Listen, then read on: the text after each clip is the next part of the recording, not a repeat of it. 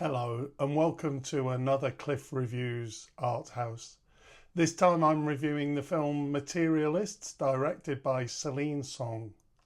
So from the opening scenes, Materialists promises a smart modern romance, one that's addressing the commoditization of love and the entanglement of capitalism and finding a partner. Celine's script certainly has the surface elements for that: glossy production design, elegant cinematography, and the trappings of a film that wants to say something profound about relationships in a money-obsessed world. But for me, the film never really connected on an emotional level.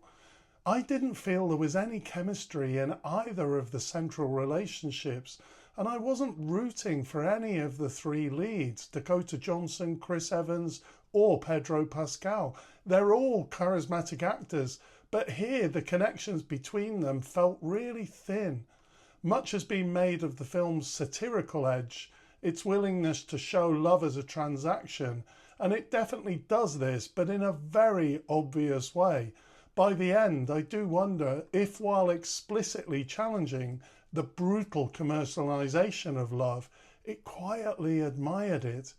The critique of this system by the film is kind of safe, the kind of critique that plays comfortably to audiences who actually live within that system, happy to acknowledge its flaws, but ultimately not really troubled by them. This is her second film. Her debut, Past Lives, seemed to have been held in such high regard. I did enjoy it, but not as much as other people seemed to.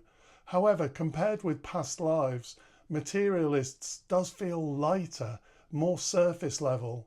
I thought Past Lives explored its themes with greater emotional depth and resonance.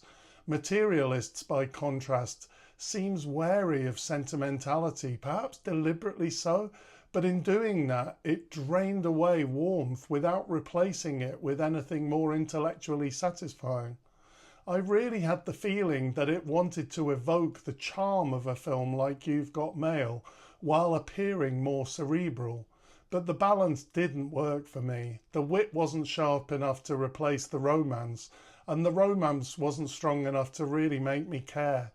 Another issue I had with this film is its choice to bookend itself with images of cave people in love at the beginning and at the end. This felt heavy-handed and unconvincing. Instead of adding depth, these scenes came across as a rather obvious and clumsy metaphor, straining to universalize the story, but only highlighting how thinly sketched the central relationships actually were. Overall, I would say that visually and tonally, it is a polished film, and critics have rightly praised its stylish look. The score is pleasant enough, and it is willing to address money and relationships head on.